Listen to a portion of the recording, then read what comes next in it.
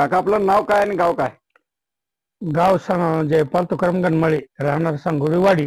जयपाल तुकाराम गणमाळे, गणमाळे, सांगोडवाडी, सांगोडेवाडी, तालुका करवीर. तालुका करवीर, जिल्हा कोल्हापूर. हा हा. बर, काय रेडीची काय तक्रार होती? रेडीच इथं बरेच डॉक्टरांना बोललेलो पण त्याचा उपचार लवकर झाला नाही. 2-3 वर्षे म्हणजे गाभांची तक्रार होती का तिची? गाभीची तक्रार होती. बर, किती वेळा भरला होता अगोदर? अगोदर तरी कमीत कमी 15-16 वेळा भरले. बर बर. मग त्याच्याने हे झालं नाही. आम्हाला ते गुरु डॉक्टरांचा पत्ता मिळाला कोडलीचा. हा, डॉक्टर पुजारी पट्टण पुजारी. बर बर बर. त्यांच्यामुळं हे लाभ झाला मला. बर बर. मग इथल्या डॉक्टरांनी बरेच औषध पाणी केलं सुरुवातीला? सुरुवातीला डॉक्टरांनी सगळं औषध पाणी केलं. मग काय गावावर काय धरलं नाही? नाही धरलं.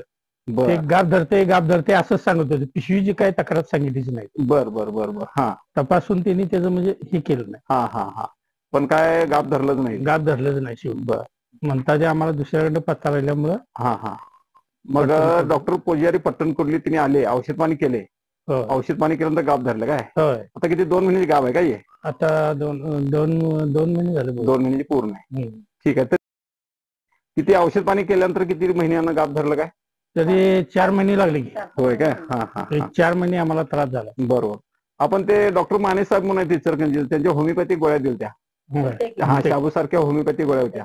त्या खाल्लं काय सगळं? खाल्लं व्यवस्थित खाल्लं ना? त्या होमिओपॅथी औषधाचा आणि डॉक्टरांच्या ह्याचा अभ्यासाचा हा गुण आहे. आणि ते होमिओपॅथिक औषध वापरलं असं ते बरं झालं, चांगलं झालं. आता काय करूया, भविष्यात कुठली तक्रार येऊ नये म्हणून याला औषध उपचार करूया आपण. म्हणजे पुढे वित्तांवर काय तक्रार येणार नाही. नाव कसं म्हटलं असा? जयपाल गणमाळे. जयपाल तुकाराम गणमाळे, सांगोडवाडी. सांगोडेवाडी. हा हा हा.